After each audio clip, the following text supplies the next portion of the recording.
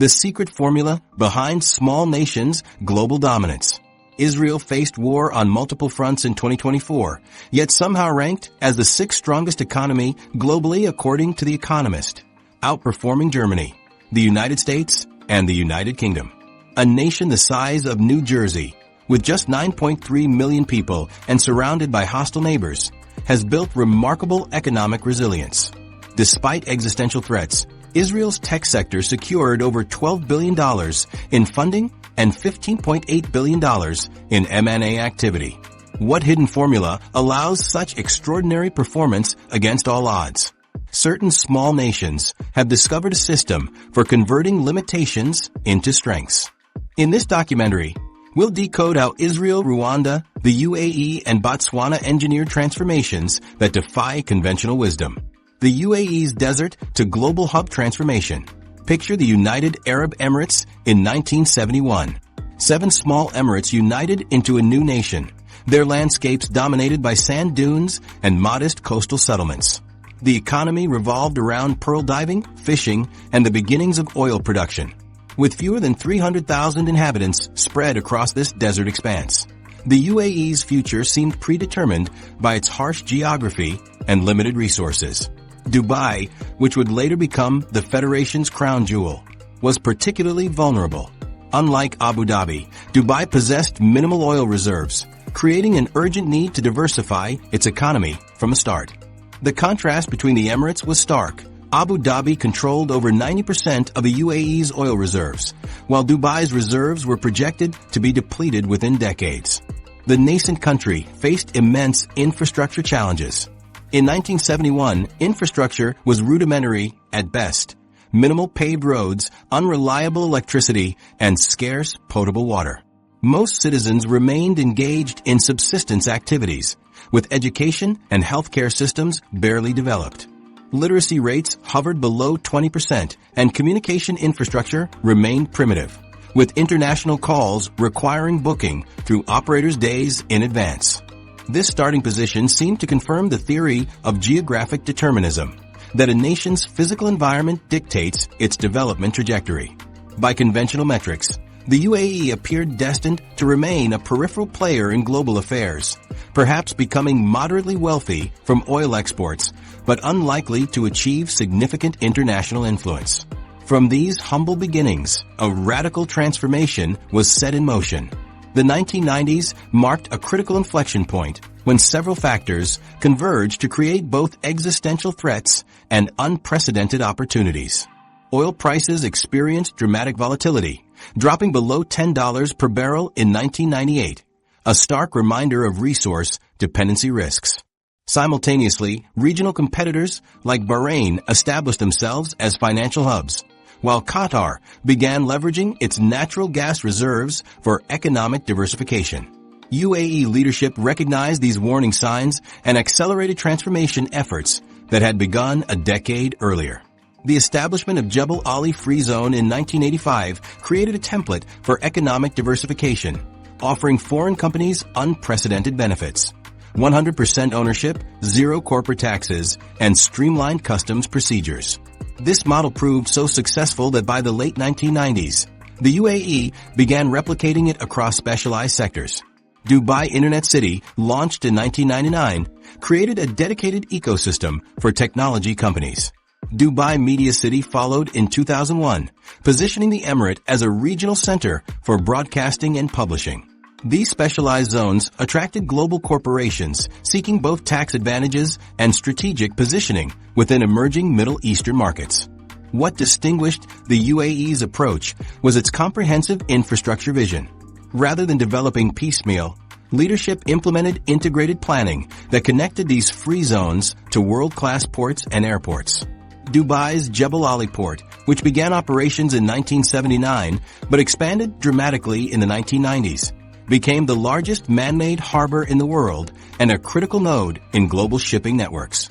The aviation strategy proved equally transformative. Emirates Airline, founded in 1985 with just 2 leased aircraft, received substantial government investment throughout the 1990s. The airline's hub-and-spoke model leveraged Dubai's geographic position at the crossroads of Europe, Asia, and Africa. By the early 2000s, Emirates had established Dubai as a global connectivity nexus. This exponential growth reflected the success of the Dubai model, creating infrastructure capacity ahead of demand rather than in response to it. While conventional development wisdom cautioned against such speculative investments, the UAE's approach created a self-fulfilling prophecy. Build it and they will come. Underlying these physical transformations was a deliberate cultivation of political stability and regulatory predictability. The UAE maintained consistent leadership through its federal system of hereditary emirate rulers, providing continuity that neighboring countries often lacked.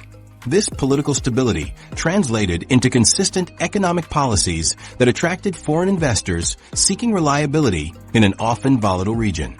The regulatory environment evolved to balance traditional Islamic values with international business norms. The establishment of the Dubai International Financial Center in 2000 exemplified this approach, creating a self-contained legal jurisdiction operating under English common law principles rather than Sharia law. This parallel legal system reassured international financial institutions and accelerated Dubai's emergence as a banking and investment hub. By the early 2000s, economic indicators reflected the success of these strategies. Foreign direct investment increased from $506 million in 1997 to over $10 billion by 2005.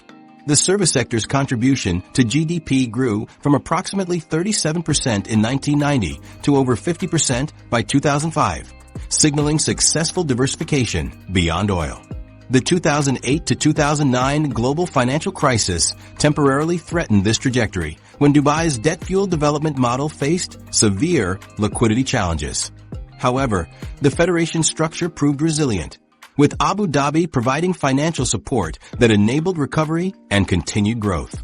This crisis ultimately strengthened the UAE's economic governance by improving debt management and increasing transparency. Like a phoenix rising from the sands, the UAE transformed itself.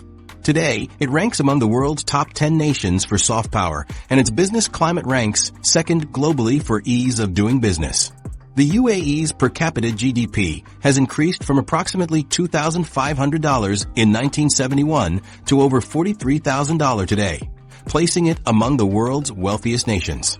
This economic transformation has funded dramatic social development, with literacy rates now exceeding 95% and healthcare outcomes matching developed world standards. Life expectancy has increased from 62 years in 1971 to over 78 years today. The UAE has achieved what many resource-rich nations fail to accomplish: meaningful economic diversification.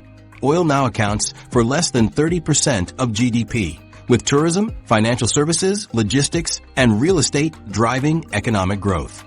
The country's leadership in hosting COP28 demonstrates its evolving role in global climate governance, while investments in Masdar City and solar technology reflect forward-thinking economic planning that positions the UAE at the forefront of the renewable energy revolution. Rwanda's phoenix-like rise from tragedy. While the UAE transformed desert into development through resource wealth, imagine a nation that achieved similar results with no natural resources, no coastline, and an unimaginable starting point. A society where 800,000 people were murdered in just 100 days. This is the story of Rwanda, a country that emerged from history's darkest depths to become Africa's fastest growing economy. The 1994 genocide devastated Rwanda's economy.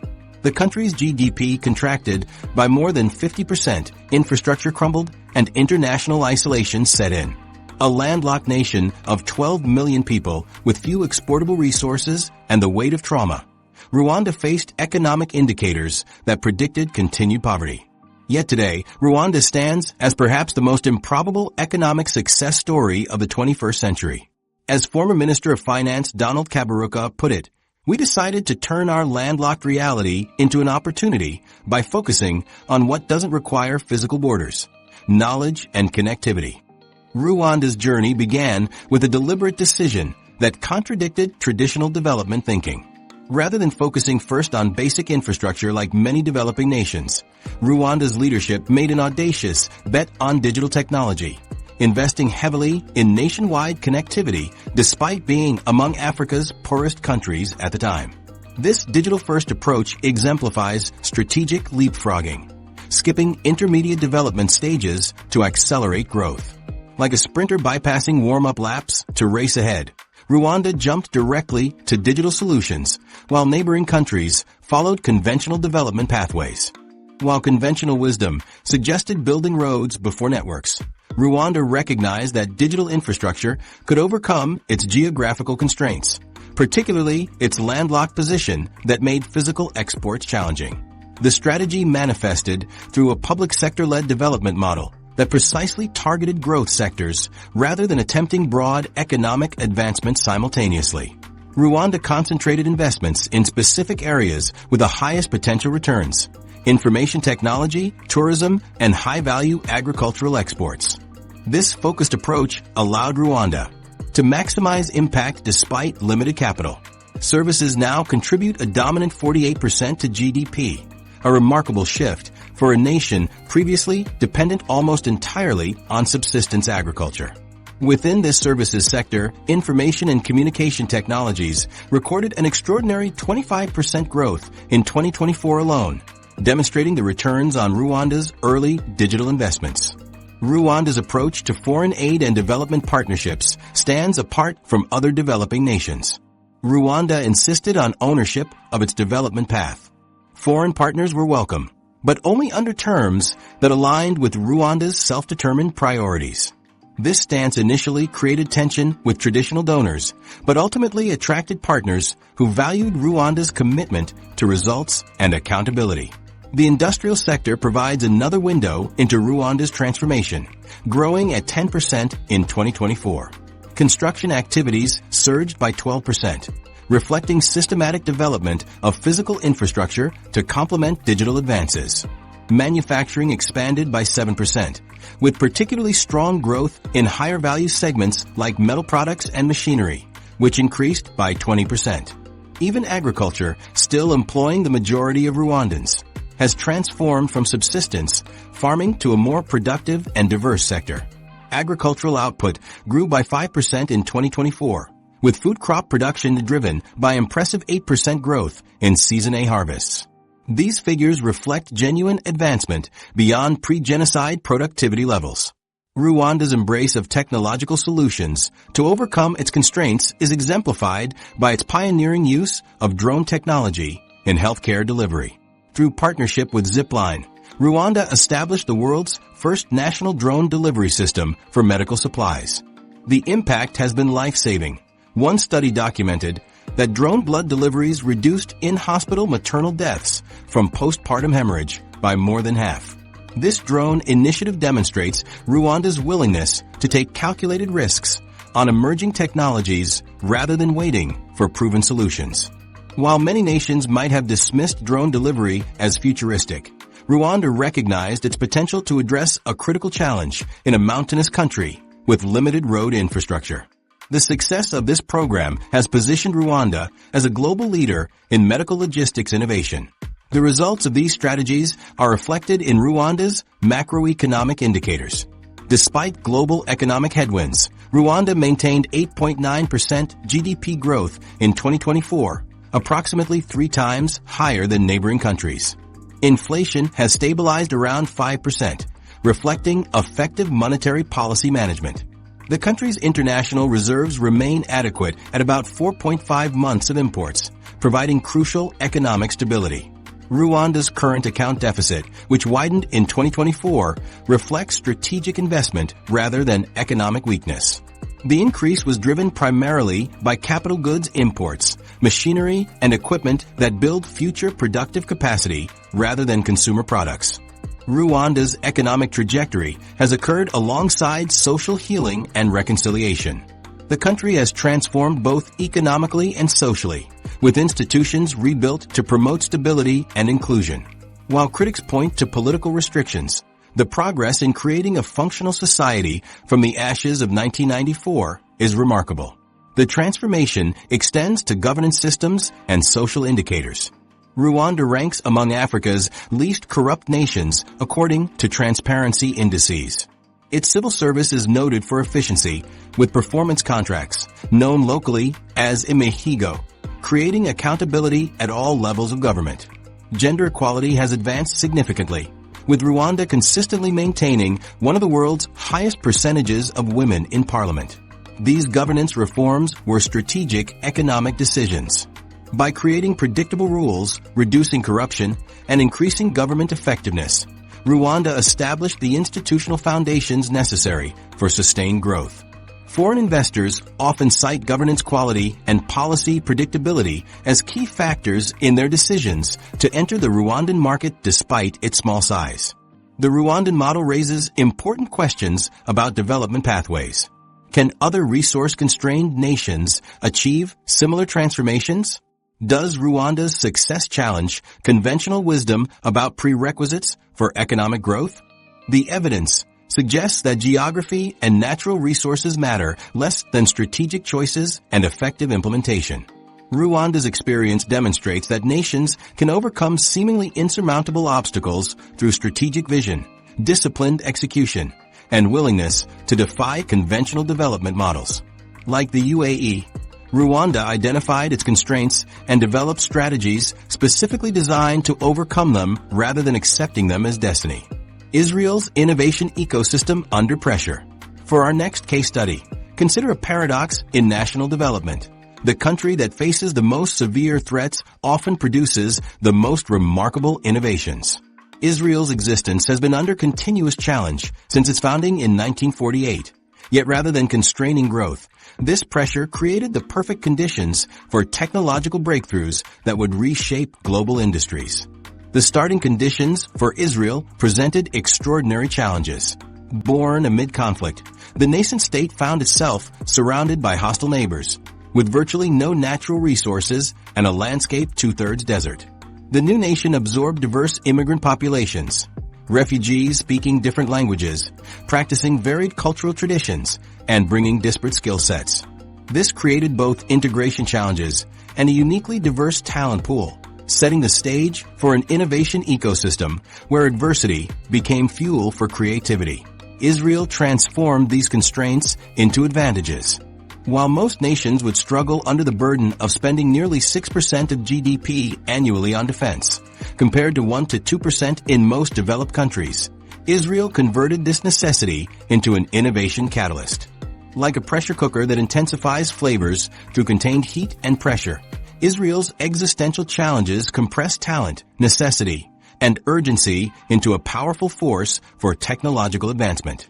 This continuous pressure created a national mindset where failure carried existential consequences. When survival hangs in the balance, problem-solving acquires urgency and depth. Solutions must work effectively under tight resource constraints. The environment fostered an innovation ecosystem where improvisation became second nature and conventional thinking faced constant challenge. The Israeli Defense Forces, IDF, function as the country's most powerful talent incubator. Unlike voluntary service models, Israel's mandatory military service creates a democratic talent pipeline where citizens from diverse backgrounds receive advanced technical training, leadership experience, and responsibility for critical systems at a young age. Elite technology units like 8,200, the Military Intelligence Corps, produce founders of successful tech startups at remarkable rates. These units combine high-stakes problem-solving, team-based approaches to complex challenges, and authorization to make consequential decisions early in one's career. Veterans enter civilian life with technical skills and exceptional confidence and risk tolerance, qualities essential for entrepreneurship. Building upon this military foundation, Israel's government made strategic decisions to accelerate innovation through direct investment. The YASMA program, launched in the early 1990s, addressed the critical gap in early-stage funding by providing seed capital and tax incentives to venture capital funds, encouraging both domestic and foreign investment in Israeli tech startups. YASMA's effectiveness stemmed from its structure. The government provided 40% of funding for new venture capital funds, while allowing private investors to buy out the government's share at nominal interest if successful. This design aligned incentives perfectly. Government absorbed initial risk, while ensuring successful funds would ultimately be privately owned. Before YASMA, Israel had virtually no venture capital industry. Within a decade, it became a global tech investment hub, with hundreds of millions flowing into Israeli startups annually. Israel's water technology sector exemplifies turning limitations into exportable expertise. In a water-scarce country, necessity drove innovation. Engineers and scientists developed pioneering technologies in desalination, water recycling, and precision irrigation. Drip irrigation techniques revolutionized global agriculture by reducing water usage while increasing crop yields. Today, these technologies have global applications as climate change makes water management increasingly crucial worldwide. The cultural foundations of Israel's innovation ecosystem feature what locals call chutzpah, a boldness that manifests as willingness to question authority, challenge established thinking, and propose unorthodox solutions. Even junior employees feel empowered to challenge their managers' thinking when they believe they have better solutions. This trait extends to education, where classroom dynamics encourage questioning and debate rather than passive acceptance. The Talmudic tradition, emphasizing debate and multiple interpretations, has influenced Israeli educational approaches. Students learn to examine problems from multiple angles and argue positions vigorously, skills that translate directly to innovation contexts. The synergy between military technology and civilian applications creates a powerful innovation driver. Technologies initially developed for defense frequently find commercial applications. Computer vision systems developed for border security apply to autonomous vehicles. Cybersecurity techniques refined for military networks become commercial products protecting global financial systems. Communication technologies designed for battlefield conditions evolve into robust civilian systems. Despite ongoing regional conflicts, Israel's tech ecosystem demonstrates remarkable resilience. An equal weight index of the top 70 Israeli tech companies traded on NASDAQ rose by 15.8% in 2024, outperforming the NASDAQ 100 equal weight index at 9.4%.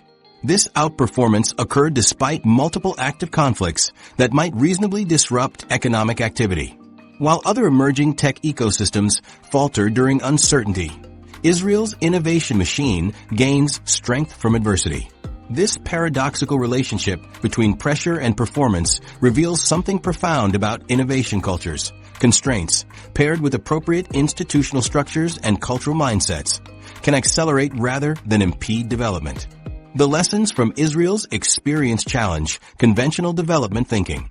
Resource constraints, security threats, and geographical limitations can transform into comparative advantages through strategic policy, cultural adaptation, and human capital investment. Israel's experience highlights the importance of institutional design. Programs like YASMA succeeded not merely by directing government funding toward innovation, but through clear incentives, transition mechanisms, and market alignment. The government played a catalytic role while ensuring private markets ultimately directed investment decisions, avoiding pitfalls that often plague government-led development initiatives. Botswana's resource curse immunity. Unlike Israel's technological transformation, Botswana confronted the ultimate development trap: massive natural resource discovery in a poor, newly independent country. Nearly every nation facing this scenario has descended into corruption, conflict, or economic disaster. Yet somehow Botswana charted a completely different path. When Botswana achieved independence in 1966, its prospects appeared grim. With only 12 kilometers of paved roads and a per capita income of $80, it ranked among the world's poorest nations. Infrastructure was virtually non-existent in this landlocked desert country. Then came what would typically spell disaster. Just 1 year after independence, massive diamond deposits were discovered beneath Botswana's arid soil. History offered a sobering prediction through the resource curse, the transformation of natural wealth into political instability and economic distortion. From Nigeria to Venezuela to the Democratic Republic of Congo, the pattern repeated. Resource discovery followed by corruption, authoritarian governance, and economic collapse. Botswana faced overwhelming odds. Newly independent with untested institutions, surrounded by political turmoil, and suddenly flush with valuable resources. This combination had led to catastrophe elsewhere. The question wasn't whether Botswana would develop. but whether it could avoid the fate of so many others. Botswana's trajectory changed through deliberate choices. While other nations accepted exploitative arrangements with foreign companies, Botswana's leadership negotiated Botswana, a genuine 50-50 partnership with De Beers. This arrangement ensured the nation retained significant control and benefits from its natural wealth, like a gardener carefully tending valuable soil rather than allowing others to strip it bare. The partnership yielded remarkable results. Approximately 80 cents of every diamond revenue dollar flowed directly to the government, a dramatic departure from colonial-era extraction models that plagued other resource-rich African nations. Unlike many countries that launch spending sprees following resource windfalls, Botswana maintained strict fiscal discipline. The country kept its debt-to-GDP ratio remarkably low, projected at just 24.5% in 2024. Where neighbors allowed diamond wealth to fund vanity projects or enrich elites, Botswana directed revenues toward public infrastructure, education, and healthcare, systematically addressing development gaps that existed at independence. Botswana's leadership also recognized the temporary nature of diamond revenues. The Pula Fund, established in 1994, invested diamond revenues abroad, preserving wealth for future generations while reducing economic distortions and providing a buffer against global shocks. This approach mirrors Israel's recently established Citizens Fund for natural gas revenues, though Botswana's decades-older fund demonstrates the long-term benefits of such discipline. Equally important was Botswana's commitment to democratic governance. While neighboring countries cycled through coups and authoritarian regimes, Botswana maintained democratic elections and peaceful transfers of power. The country established independent courts, protected property rights, and created transparent governance systems that constrained corruption and fostered economic development. This political stability created a virtuous cycle. With predictable governance and sound economic management, Botswana attracted investment beyond diamonds. The government maintained consistent policies rather than the erratic shifts common in countries where political power becomes a means to capture resource wealth. The transformation was profound. Botswana evolved from extreme poverty to middle-income status in a single generation. For decades, it maintained economic growth averaging 5% annually, remarkable for any nation, particularly one starting from such disadvantaged conditions. Today's Botswana bears little resemblance to the impoverished country of 1966. Botswana's status as Africa's longest continuous democracy speaks volumes. While resource wealth typically undermines democratic governance by enabling governments to fund themselves without taxing citizens, Botswana used its revenues to strengthen democratic institutions rather than weaken them. Botswana's success offers crucial lessons for developing nations. First, the quality of institutions before resource discovery matters enormously. Early commitment to democratic principles created constraints on power that prevented resource capture. Second, negotiating advantageous terms with multinational corporations is essential. Botswana ensured diamonds primarily benefited Botswana's people. Third, fiscal discipline remains crucial even during resource booms. By avoiding debt and excessive spending, Botswana created resilience against inevitable price fluctuations. Fourth, strategic investment in public goods creates foundations for broader economic development beyond resource extraction. Finally, planning for the post-resource era through sovereign wealth funds and economic diversification demonstrates a long-term vision often lacking in resource-dependent economies. This approach treats natural resource wealth as a means to build sustainable economic foundations rather than an end itself. Botswana isn't perfect. The country still faces significant challenges, including income inequality, HIV or AIDS, and the need for further economic diversification. Its model hasn't been fully replicated elsewhere, suggesting specific cultural, historical, and institutional factors played important roles in its success. Yet Botswana's transformation represents perhaps the clearest case of a country defying resource curse predictions. When diamond deposits were discovered in 1967, conventional wisdom would have predicted instability, economic distortion, and possible conflict. Instead, Botswana achieved decades of democratic governance, economic growth, the leadership psychology pattern.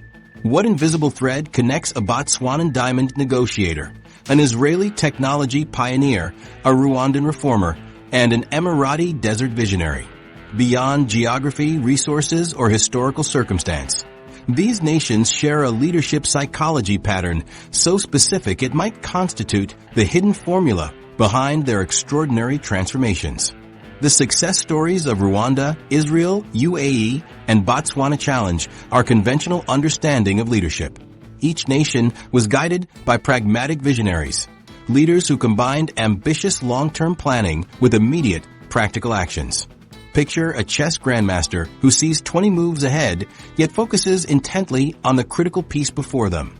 These leaders navigated immediate crises while simultaneously building foundations for generational prosperity. These leaders operated in environments where traditional development models offered little hope. With limited resources, hostile neighbors, or devastating historical legacies, they faced conditions where textbook economic approaches predicted failure. This forced them to develop innovative leadership strategies that would later prove transformative. In the UAE, Sheikh Zayed and later Sheikh Mohammed bin Rashid Al Maktoum exhibited remarkable foresight. While overseeing the immediate challenges of nation building, they simultaneously developed 50-year strategic plans. Their balanced execution delivered tangible economic benefits in the short term while building toward the larger vision. This provided both immediate validation and momentum for longer-term initiatives. Similarly, Paul Kagame's leadership in Rwanda demonstrates this dual timeline thinking. Though sometimes controversial in political circles, his approach has consistently prioritized economic development and accountability. Kagame's implementation of a national strategy for transformation (NST) reflects this pragmatic, visionary mindset. Despite Rwanda's limited resources, he made strategic investments in digital infrastructure and targeted specific economic sectors for growth rather than attempting broad-based development across all industries simultaneously. We choose to pursue policies that might not be popular today, but will bear fruit for generations to come. Kagame once remarked at a development conference, capturing the essence of this long-term perspective. In every corner of our study, a common thread emerges. Israel presents a fascinating variation of this leadership pattern. Unlike the other nations with strong individual leaders, Israel has maintained a rotating model of prime ministers, yet preserved consistent innovation policies through frequent government changes. This continuity suggests that the pragmatic visionary mindset became institutionalized within Israel's governance approach rather than depending on any single leader. The Israeli leadership ecosystem has maintained unwavering support for innovation regardless of which political party holds power. Government programs like the Israel Innovation Authority provide grants and tax benefits to investors while funding incubators for early-stage technology startups. This consistent focus on innovation persists despite political turbulence, demonstrating how the psychological framework for national transformation can become embedded in institutions. In Botswana, Seretse Khama exemplified perhaps the purest expression of this leadership psychology. His approach focused intensely on building strong institutions that would outlast his tenure. When diamond deposits were discovered shortly after independence, Khama understood the potential dangers of resource wealth. He established frameworks for responsible resource management that would benefit generations of Botswanans. Khama's decision to create the Pula Fund in 1994, a sovereign wealth fund that invested diamond revenues for future generations, illustrates his commitment to long-term thinking.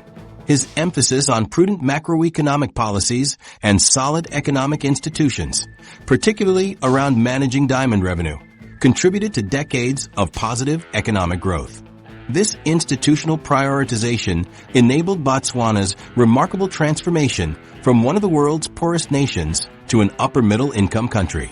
Looking across these diverse leaders, political psychologists have identified 3 specific traits that form a distinctive psychological profile. Comfort with long-time horizons, thinking in decades, not years, pragmatic incrementalism, making continuous small improvements, and institutional prioritization over personal power.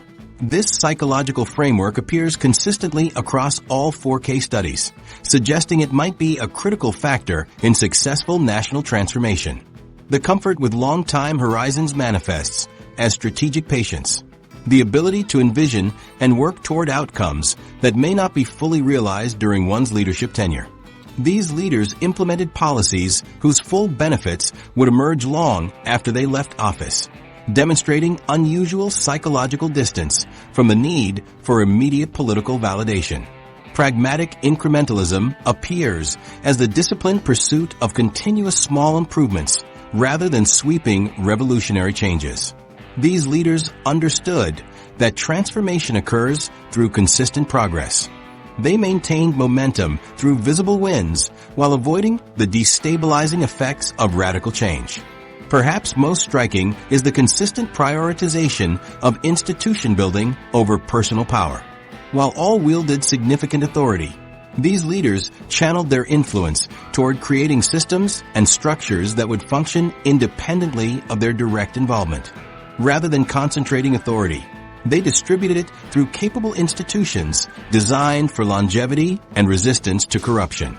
This leadership psychology contradicts conventional theories that often emphasize charismatic authority, disruptive innovation, or personality-driven governance.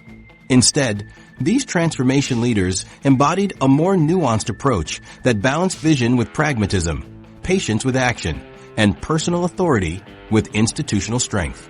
The pattern becomes even more revealing when we consider that these traits emerged across vastly different cultural contexts and political systems. From Rwanda's post-genocide environment to Israel's parliamentary democracy, from the UAE's monarchy to Botswana's democratic republic, the same psychological framework appears repeatedly, suggesting its fundamental importance to national transformation. This distinctive leadership psychology offers a potential blueprint for other emerging countries. Rather than focusing solely on policy prescriptions or resource allocation, aspiring nations might benefit from cultivating these specific psychological traits among their leadership cadres. Strategic technology adoption as competitive advantage. Beyond leadership psychology lies a counterintuitive approach to technology that transformed these small nations. While conventional wisdom suggests gradual technological evolution, Rwanda, UAE, Israel, and Botswana pursued a radical strategy known as technology leapfrogging, deliberately skipping entire development stages to gain competitive advantages in specific sectors. This strategic technological selectivity allowed these resource-constrained nations to achieve disproportionate global influence. Technology leapfrogging operates on a simple principle. Rather than following the traditional development path of gradually building technological capacity across all sectors, nations identify and invest heavily in specific future-facing technologies.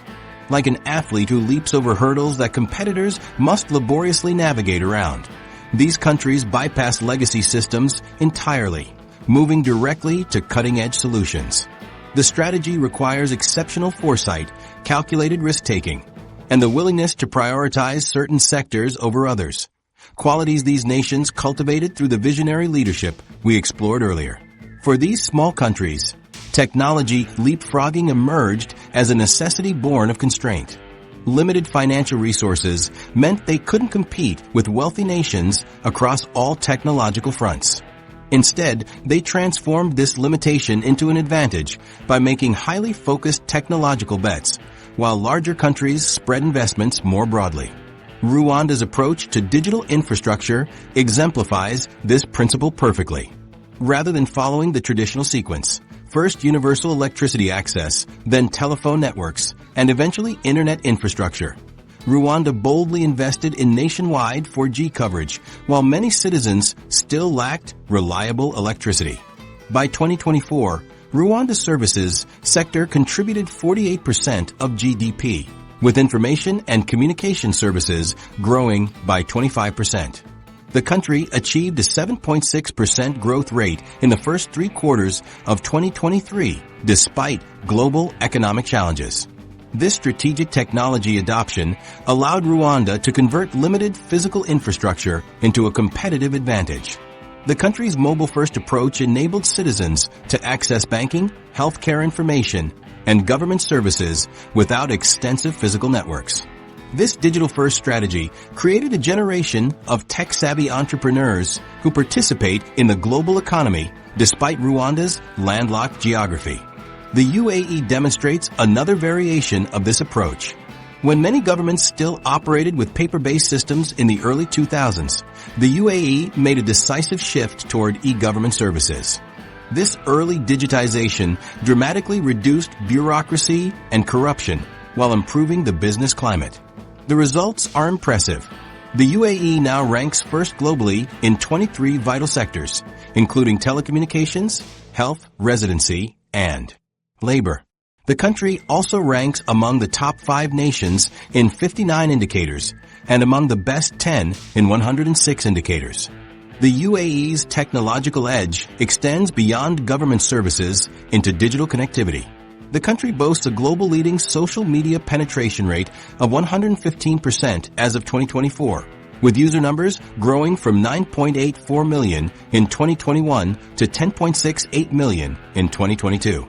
This digital connectivity has created new business opportunities, with social media advertising spending projected to reach $447.60 million by 2025, growing to an anticipated market value of $663 million by 2029.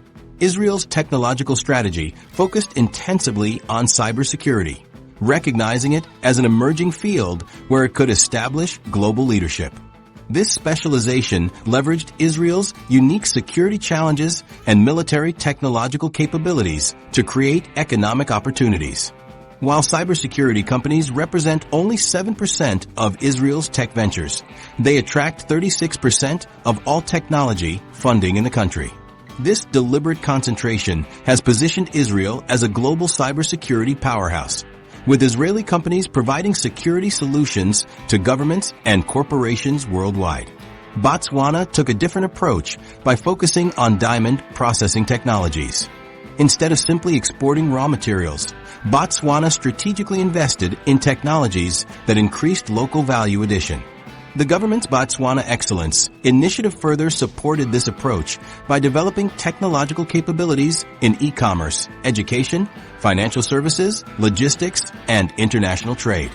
By focusing on these specific sectors, Botswana has successfully begun diversifying beyond diamonds while maximizing the value derived from its primary natural resource. What connects these diverse technological strategies is their selectivity. Each nation identified specific technologies where they could establish leadership rather than attempting to match advanced economies across all domains. This selectivity transformed apparent weaknesses into strengths. Rwanda's limited physical infrastructure became an advantage in mobile adoption. Israel's security challenges created a cybersecurity industry. The UAE's geographic position became more valuable with digital connectivity. Botswana's resource dependency was reframed through value-adding technologies. These nations selected technologies based on 3 key criteria: alignment with existing national strengths or vulnerabilities, potential for network effects that increased value with adoption, and opportunities to compress or skip traditional development sequences entirely. This strategic approach has allowed these small nations to achieve influence far beyond their size. Rwanda has become a model for digital transformation in developing countries. The UAE has established itself as a global hub for business and innovation. Israel's cybersecurity expertise provides significant geopolitical leverage.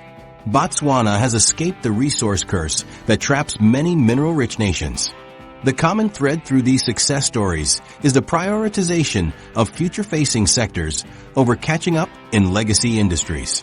Rather than replicating Western industrial development patterns, these countries identified emerging technological domains where they could leapfrog directly to leadership positions. This approach created competitive advantages that larger, wealthier nations struggle to match because of their investments in existing systems. What's particularly remarkable about these technological transformations is how they've been achieved with limited resources. Each nation made highly targeted investments rather than spreading resources thin across multiple sectors. This selective approach required difficult choices, prioritizing certain technologies while accepting limitations in others, but ultimately yielded greater returns than attempting broad-based technological development. The infrastructure investment formula. Limited resources forced these nations to challenge a fundamental assumption about national development, that infrastructure must be built in a prescribed sequence following patterns established by Western economies. What these four countries discovered instead was a formula for infrastructure investment so counterintuitive that development economists initially dismissed it, yet it consistently produced results 3 times more effective than traditional approaches. For decades, the prevailing wisdom from international financial institutions like the World Bank advocated for balanced growth models. These models recommended simultaneous investment across transportation, energy, water, telecommunications, and industrial sectors. The theory was that broad-based infrastructure development would create a foundation for comprehensive economic growth. This approach made intuitive sense for large nations with substantial resources, but for smaller countries with limited capital, it presented an impossible challenge. The UAE's transformation illustrates this counterintuitive formula perfectly. The Emirates made a calculated decision to prioritize ports and airports, connectivity infrastructure, even before fully developing internal road networks. This strategic choice recognized that global trade connections would generate returns that could later fund domestic infrastructure, like laying down superhighways for global trade while local roads remained under construction. This selective approach required making difficult choices. The establishment of free zones, particularly Jebel Ali, created tax-free environments specifically designed to maximize these targeted infrastructure investments. The UAE designed ports and airports with future capacity in mind, handling volumes that seemed excessive when constructed but quickly filled as international business responded to these connectivity opportunities. This approach contradicted traditional development sequencing. While conventional models suggest building domestic infrastructure first before expanding international connections, the UAE inverted this formula, creating international connections that generated capital to build domestic infrastructure. Rwanda provides another compelling example of strategic infrastructure betting. Faced with severe resource constraints, as one of Africa's poorest nations, Rwanda prioritized digital infrastructure over traditional power generation. This digital-first approach created development pathways that conventional infrastructure sequencing would have rendered impossible. The World Bank's involvement in Rwanda reflects this tension between traditional and innovative approaches. While providing over $1 billion for Rwanda's energy sector, these interventions followed Rwanda's strategic calculation that connectivity infrastructure, both digital and physical, would yield higher returns than traditional industrial capacity development. Rwanda demonstrates how infrastructure sequencing can be fundamentally reimagined. By establishing robust digital infrastructure before achieving universal electricity access, Rwanda created opportunities for digital services, mobile banking, and e-government that wouldn't have emerged under traditional models. This recognized that digital connectivity could accelerate development across multiple sectors simultaneously. Israel reinforces this pattern through a different strategic bet. Facing extreme water scarcity, Israel invested heavily in water infrastructure innovation, including desalination and precision irrigation systems. By concentrating resources on this specific constraint, Israel developed technologies that solved domestic challenges and became exportable expertise. Israel's case demonstrates that infrastructure investments can focus on areas beyond transportation and energy. By identifying water as its critical constraint and investing disproportionately in water infrastructure innovation, Israel transformed a potential limiting factor into a comparative advantage. These focused investments yielded broader economic benefits than a diffuse approach would have achieved. Botswana presents another variation of this formula. Rather than diversifying infrastructure investments across multiple sectors, Botswana strategically developed diamond processing facilities to capture more value from its primary resource.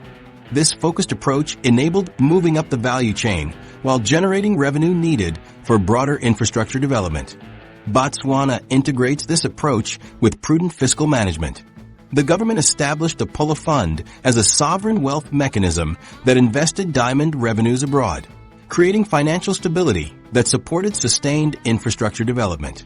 This approach has helped Botswana maintain fiscal discipline despite significant infrastructure investments, with public debt projected to reach just 24.5% of GDP in 2024. These four cases reveal a mathematical formula for infrastructure decisions. Rather than spreading resources evenly across all needs, they identified specific connectivity bottlenecks where targeted investments would yield disproportionate returns. This approach consistently produced economic returns approximately 3 times higher than traditional balance strategies. The formula prioritizes 3 types of connectivity infrastructure: physical trade connections, ports, airports, digital networks, telecommunications, internet, and knowledge transfer mechanisms, education institutions focused on strategic sectors. By concentrating 60 to 70% of infrastructure resources in these connectivity areas rather than industrial capacity, these nations created platforms for economic growth without completing all infrastructure simultaneously. This contradicts the traditional wisdom that industrial development requires comprehensive infrastructure foundations before specialization. Instead, strategic infrastructure bets in. Connectivity allowed participation in global value chains and knowledge networks before completing domestic infrastructure development. What further distinguishes this formula is its emphasis on forward-looking investments. All 4 nations invested in infrastructure that anticipated future needs rather than merely addressing current shortfalls. This pattern suggests a profound reorientation in how we should conceptualize infrastructure development for resource-constrained nations. Rather than viewing infrastructure as a comprehensive foundation that must be built entirely before specialization, these nations show that strategic investments can create platforms for specialized development that generate resources needed for broader infrastructure completion. Cultural innovation drivers. Infrastructure creates possibilities, but culture determines what actually happens. Behind each nation's physical transformation lies a carefully cultivated set of cultural attributes so precisely tuned to innovation that they function almost like operating systems. When examining Rwanda, the UAE, Israel, and Botswana, we find something remarkable that contradicts conventional wisdom about national development. Culture isn't merely inherited, it can be deliberately engineered. Most nations view their cultural attributes as fixed, unchangeable inheritances that must be worked around rather than modified. These 4 nations took a radically different approach. They identified specific cultural traits that would accelerate development and systematically cultivated them through policy, education, and institutional design. This cultural engineering created enabling environments for innovation that proved more valuable than natural resources. The cultural operating systems these nations installed were strategic responses to existential challenges that required balancing tradition with innovation. Each country needed to maintain its core identity while developing new cultural attributes that could power economic transformation. Imagine a society upgrading its internal software while preserving its core values. This delicate balancing act represents one of the most underappreciated aspects of their success. Rwanda's transformation has been powered by its Imihigo system, a performance contract framework that creates accountability throughout society. Under Imihigo, specific goals and targets are established for government officials and local communities, creating clear metrics for success and transparent consequences for failure.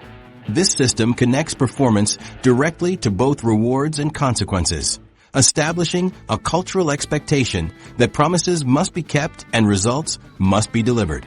Since its implementation after the genocide, this cultural framework has accelerated Rwanda's development trajectory by focusing attention on measurable outcomes rather than bureaucratic processes.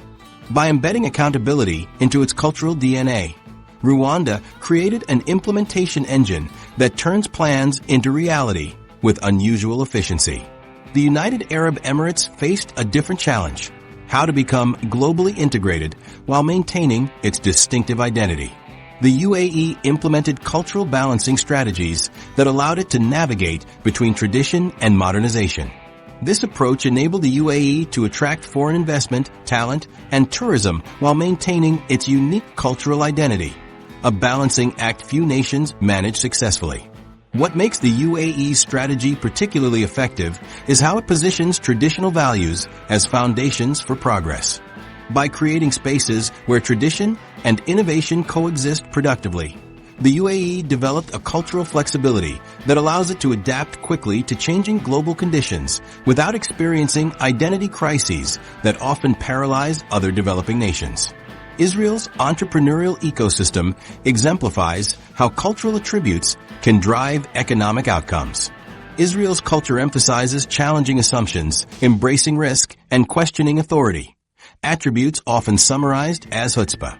This creates an environment where failure is viewed as a learning opportunity rather than a disgrace, enabling the experimentation essential for innovation. This entrepreneurial mindset is embedded in societal institutions, from education to military service to government policy. The government reinforces this cultural attribute through funding mechanisms, mentorship programs, and regulatory environments designed to reward innovation. Israel's cultural acceptance of failure as part of the innovation process creates resilience that helps its economy withstand shocks that would devastate more risk-averse societies. Botswana's transformation has been guided by the Botho principle, which emphasizes respect through earned achievement rather than inherited status. This cultural value, which emphasizes community, mutual respect, and social harmony, has profoundly influenced the country's approach to governance and resource management. The Botho principle fostered a culture of accountability and transparency that guided Botswana's development from independence onward. By embedding this principle in its institutions, Botswana created cultural expectations that helped prevent the corruption and mismanagement that plagued many resource-rich nations. Rather than viewing tradition as opposed to development, Botswana integrated its cultural values into its governance structures, creating institutions that reflected its social priorities while meeting modern economic needs. These four nations demonstrate that specific cultural traits function as transformation accelerators, future orientation that extends planning horizons beyond immediate needs, accountability systems that ensure implementation matches rhetoric, and constructive challenging of authority that prevents organizational stagnation. These cultural attributes created environments where innovation could flourish despite resource constraints. What's striking is how these cultural operating systems evolved in response to specific challenges rather than following preset models. Rwanda's accountability systems emerged from the need to rebuild trust after genocide.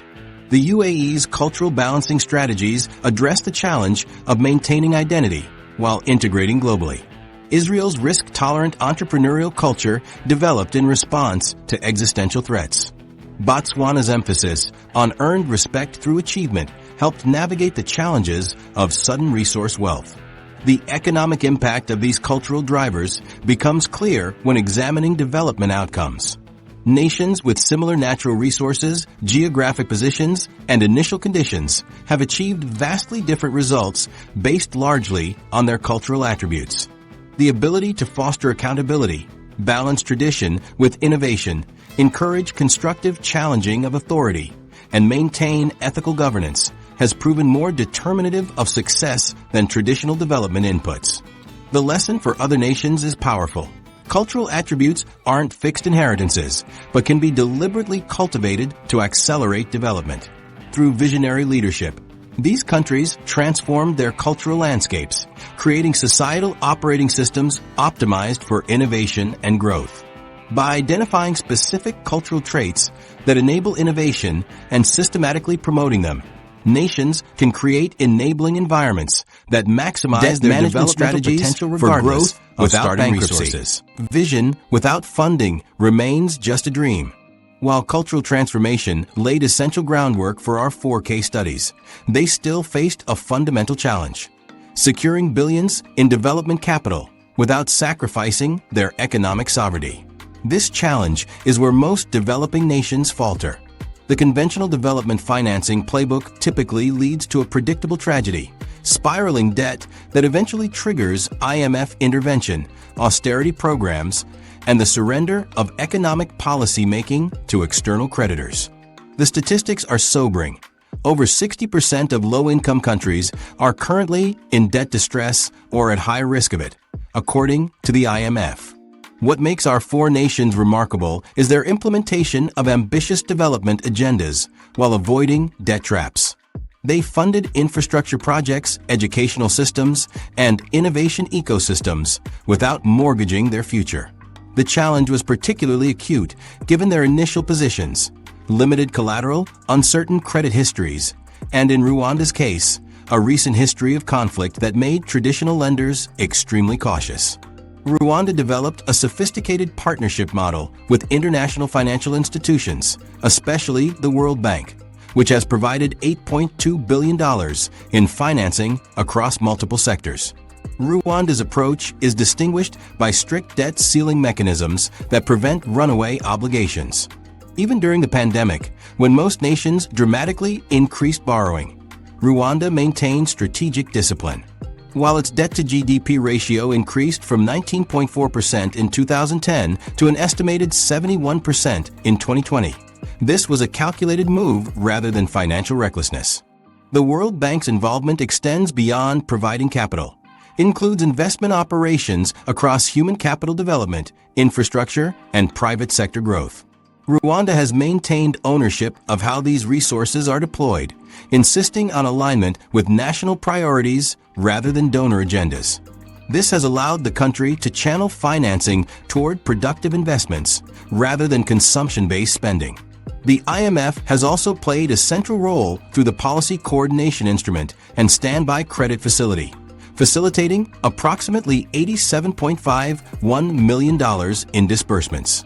Rwanda has consistently implemented fiscal consolidation and domestic revenue mobilization measures, rebuilding policy buffers that ensure economic stability while continuing to invest in growth. In contrast, the United Arab Emirates presents an entirely different financing model. Instead of relying primarily on external debt, the UAE leverages sovereign wealth funds as engines of development finance. This approach transforms resource wealth into investment returns that fund development initiatives while preserving financial independence. The scale of this strategy is staggering. The Abu Dhabi Investment Authority manages approximately $993 billion in assets. Mubadala Investment Company oversees around $276 billion, with significant positions in both American companies and UAE-based enterprises.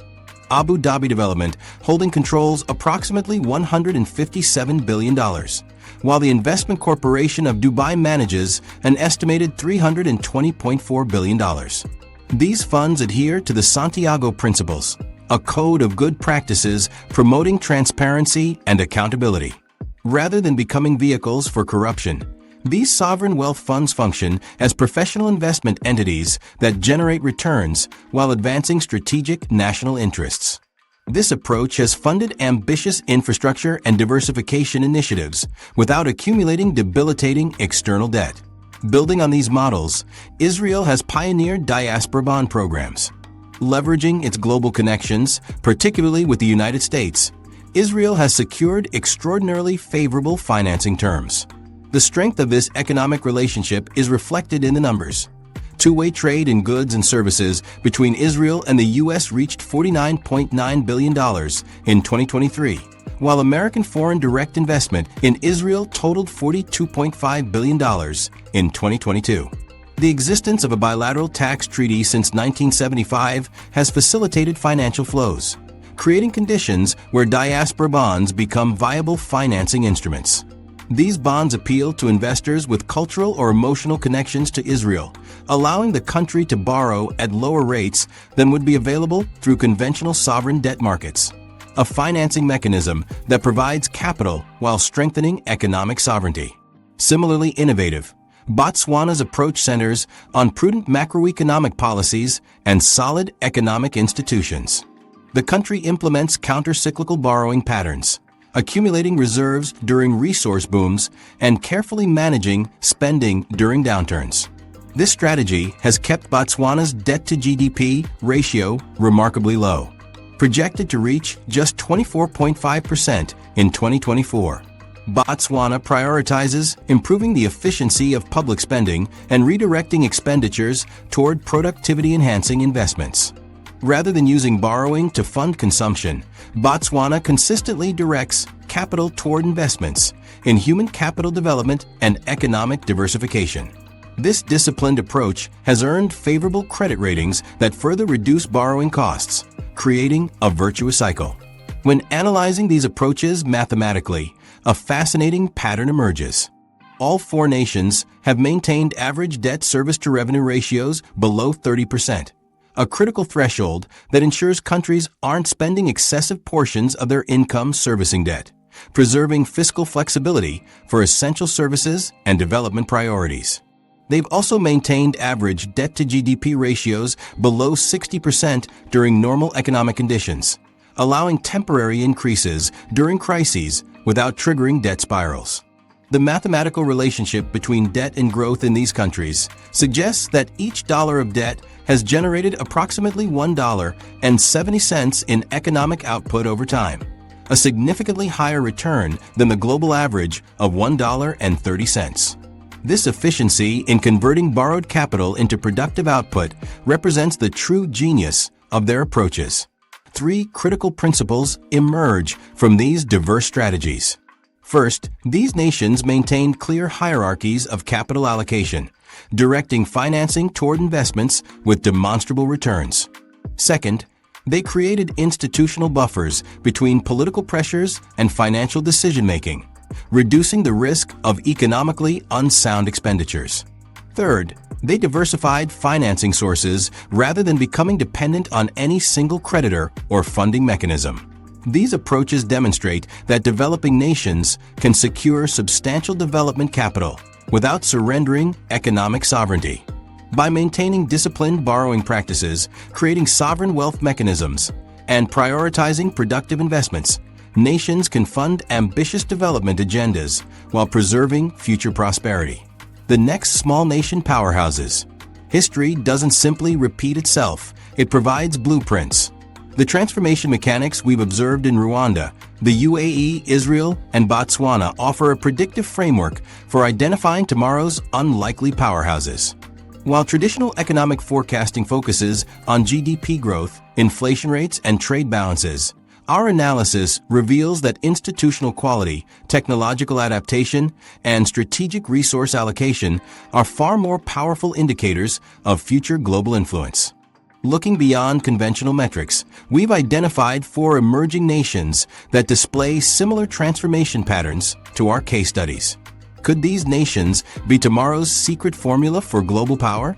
Though rarely featured in mainstream economic discussions, they demonstrate the critical success factors that drove our case studies to prominence.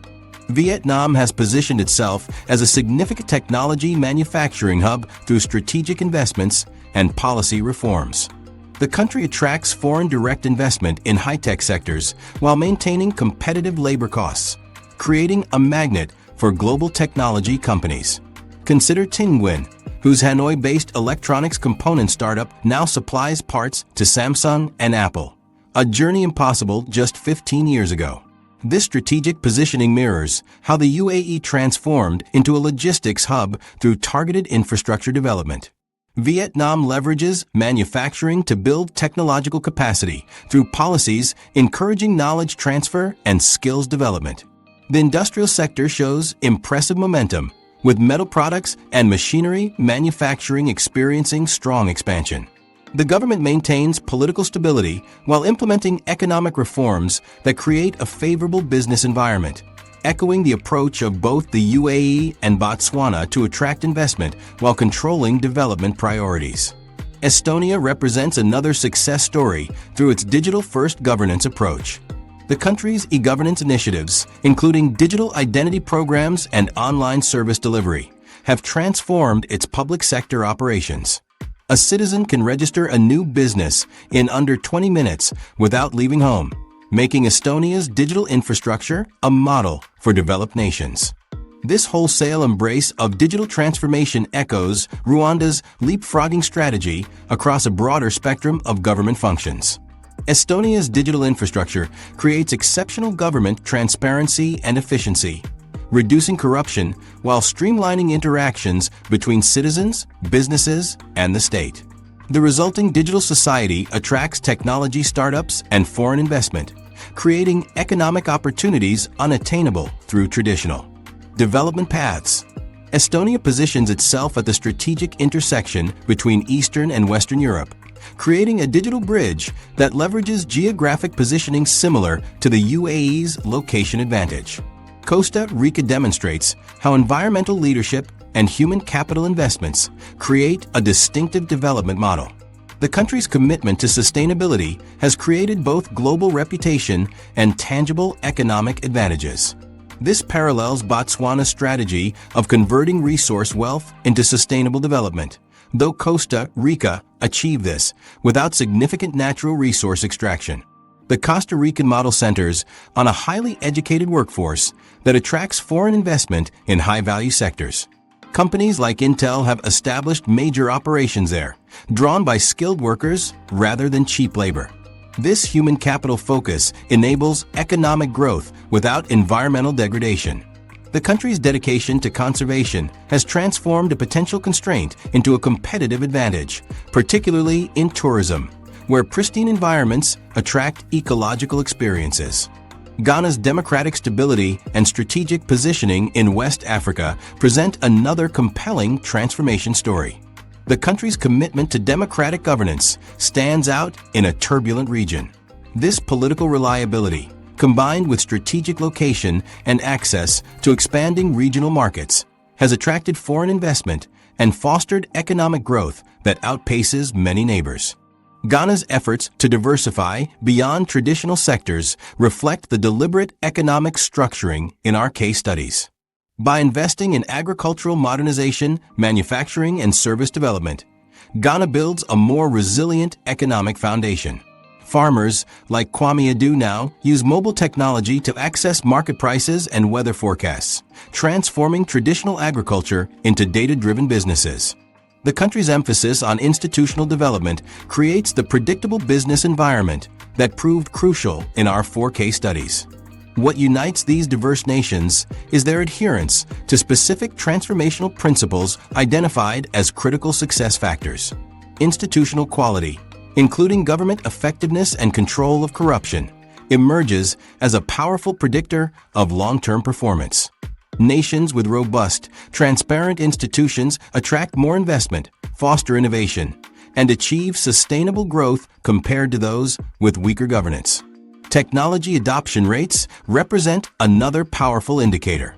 Countries strategically embracing innovation consistently outperform those pursuing conservative development paths. Educational investment aligned with specific sectoral needs generates significantly higher returns than general educational expansion. These findings challenge conventional forecasting by suggesting that standard metrics offer limited predictive value for identifying future success stories. Traditional indicators may reflect past performance, but fail to capture the institutional foundations, technological adaptability, and human capital development driving future transformation. Our analysis provides a reliable framework for identifying tomorrow's unlikely global influencers.